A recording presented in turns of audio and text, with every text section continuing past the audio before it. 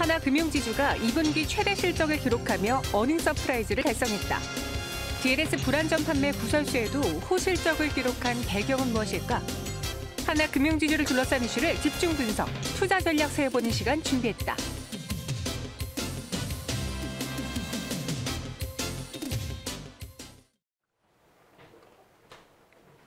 네, 이번에는 기자의 시선으로 바라보는 시간입니다. 매경 이코노미 박수호 기자와 함께 할게요. 안녕하세요. 네, 안녕하세요. 네.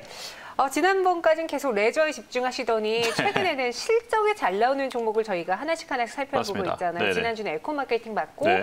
오늘은 하나금융 한번 볼게요. 네. 실적이 잘 나왔던데요? 네, 보니까 그 어닝 서프라이즈를 기록했죠. 네. 일단 이게 이 지배주주 이익이 특히 중요하거든요. 지배주주 순이익으로 2분기에 6,876억 원. 그러니까 전분기 대비해서 4.7% 증가를 했는데 이렇게 되면 아무래도 그 전반적으로 컨센서스, 그러니까 시장에서 공개적으로 생각했던 증권가에서 예상치보다 훨씬 많았다.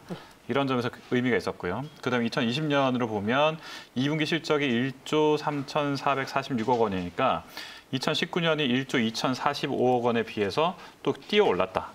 역대 최대다. 뭐 이런 이야기를 하고 있으니까 하나금융 주식이 잠시 다른 금융지주에 비해서 상당히 오르고 있다. 이렇게 볼 수 있겠습니다.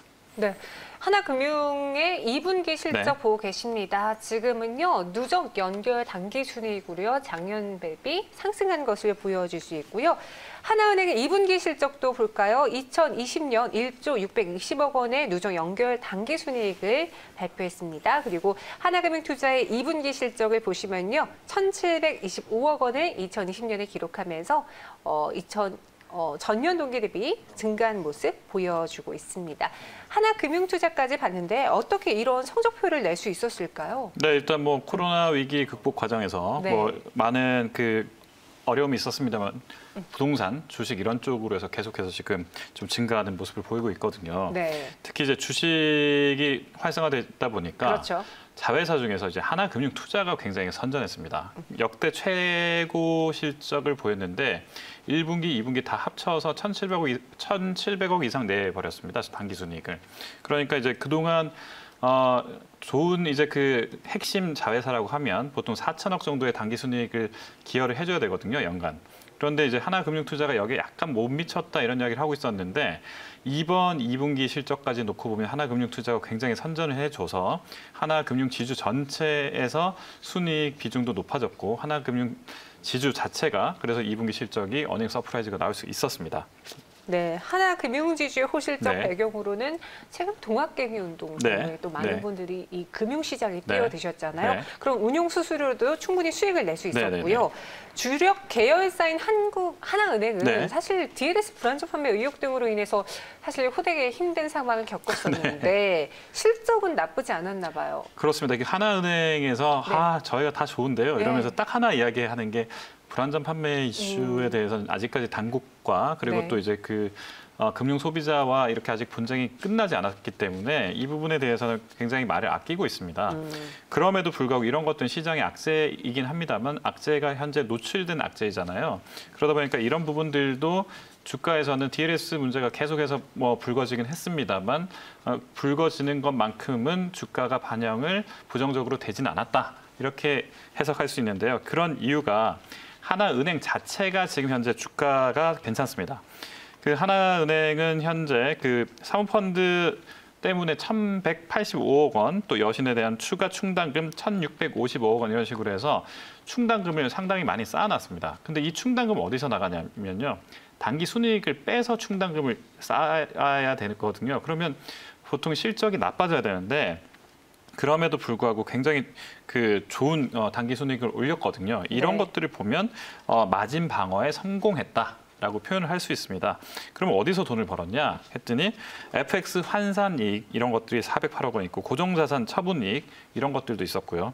또 그 예대 마진에서도 기본적으로 일단 저금리 기조에 있다 보니까 예대 마진에서도 상당히 괜찮은 수익을 올렸습니다. 그래서 비경상적 부문, 경상적 부문 동시에 어쨌든 균형적으로 마진 방어에 성공했기 때문에 어느 정도 이번 주가에 긍정적으로 반영이 할 수 있었다고 볼 수 있겠습니다. 네, 약간의 불안한 점도 있었지만 그래도 여신을 통해서 수익성을 증대시키면서 네. 하나은행도 이번에 2분기 실적이 괜찮았고 네. 하나금융 투자도 좋았습니다. 네네네. 그래서 하나금융 이 지주사 자체적인 네네네. 실적이 좋았던 건데 그럼 자연스럽게 하반기도 네. 기대해봐도 괜찮나요? 일단 그 증권가에서 목표 주가들을 막 이렇게 이야기하잖아요. 네. 근데 정말 제가 이 금융지주 출입을 하다 보면 여러 금융지주들 이야기를 하다 보면 하반기는 좀 어렵다 이런 이야기를 참 많이 하고 있는데 네.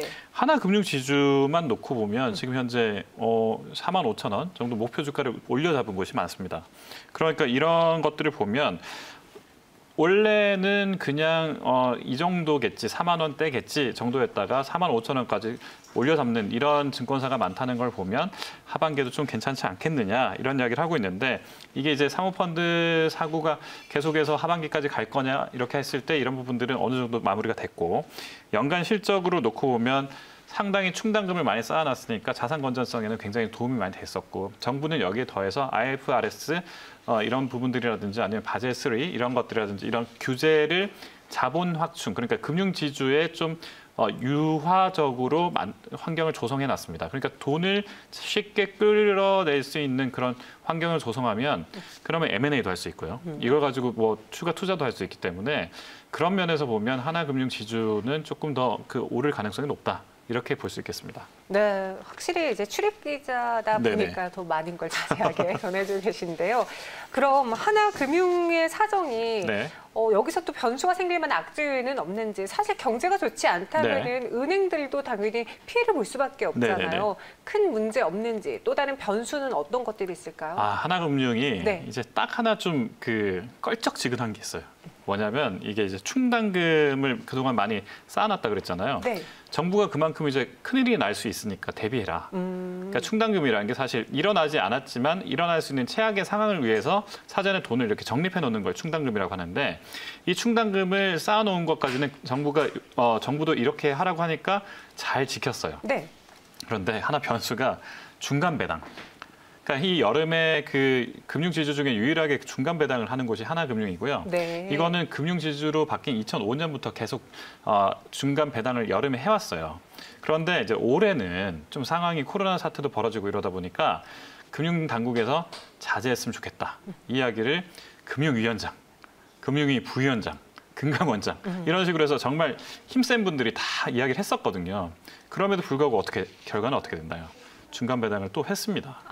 네, 하니까 일단 주가는 올랐습니다. 주가는 오르는 게 이제 주주 친화적인 그런 분위기를 조성했기 때문에 오를 수는 있었는데 이게 또 자칫 그 금융이라는 게 사실 그 규제 산업 아니겠습니까?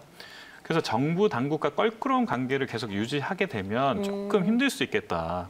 그래서 좀 키움증권이나 이런 그래서 증권사 보고서에서도 이 좀 안 했으면 어땠을까 좀 아쉽다 이런 논평까지 나왔습니다. 그럴 정도로 이제 이 금융 당국과의 관계를 어떻게 가져가느냐가 앞으로의 하나금융의 하반기 가장 큰 이슈가 아닐까 이렇게 지적해 볼 수 있겠습니다. 친주주 성향이 오히려 네네네. 변수가 될 수 있다라는 거. 네네. 금융당국과의 관계가 지금 하나금융그룹에 있어서는 꼽을 수 있는 변수다라고 네네네. 이야기해 주셨습니다. 네. 참고해 보시기 바라겠고요. 지금까지 박소 기자와 함께했어요. 오늘 말씀 고맙습니다. 네, 고맙습니다.